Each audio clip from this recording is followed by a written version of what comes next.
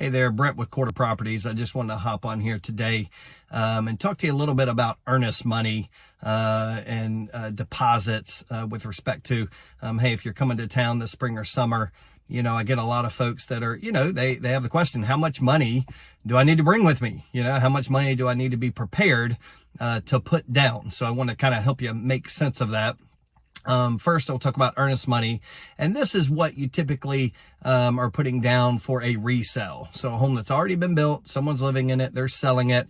In our market, earnest money right now is typically around 1% of the purchase price. So if the purchase price is $400,000, you'd be looking at putting down $4,000 in earnest money.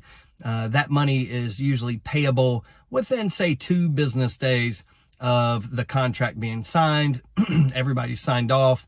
The earnest money would then go into an escrow account, be held by your closing attorney until the date of closing. At that point, that is a credit to you on your closing costs. So in our market, again, typically around 1% of your purchase price, that money is due within a couple of business days of the contract being signed, and that is a credit to you at the time of closing for your closing costs. So that's kind of typically how the earnest money works as far as what you need to be prepared to put down. That earnest money is refundable if, say, your house is contingent on a loan and it happens to not go through, or it's contingent on a termite inspection, or it's contingent on your home selling. You know, so if there are any contingencies and for some reason this home purchase doesn't go through because one of those contingencies falls through, then the earnest money is definitely refundable to you. The situation where earnest money is not refundable is if you just decide to walk away for some reason. So now, in some competitive situations where you're really working hard to get a seller to accept the offer, sometimes we will offer the earnest money as a non-refundable deposit. So situations like that are often when, let's say, you have a home to sell. That's pretty risky for a seller to entertain that kind of offer. But if you have a home to sell and the seller, isn't ready to accept your offer, one thing we can do to entice the offer is to make your earnest money a non-refundable deposit. And then that way the seller knows that you will be very motivated to get your home sold.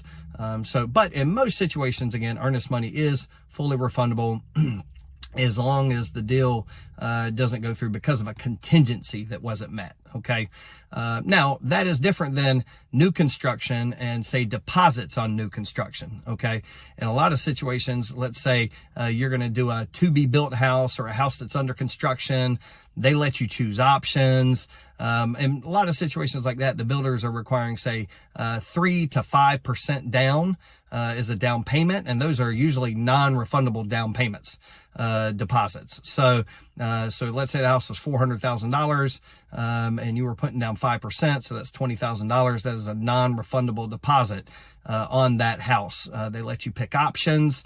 They built that house for you. They're going to want to make sure that you follow through and close on that. Now, if it's a new construction house that's already there, like an inventory home or a spec home that we call, a lot of times they may take earnest money, say, 2-3%, and it can be refundable based off contingencies. So if you have a loan to close, if you have a house to sell and they accept that, but yet those, for some reason, they don't work out, then you would get your earnest money back. So as you could tell, it can be kind of confusing. I've got a lot of different moving parts and variables, between earnest money versus deposits on new construction, whether that money is refundable, whether it's not. So that's what we're here for. I expect you to have questions.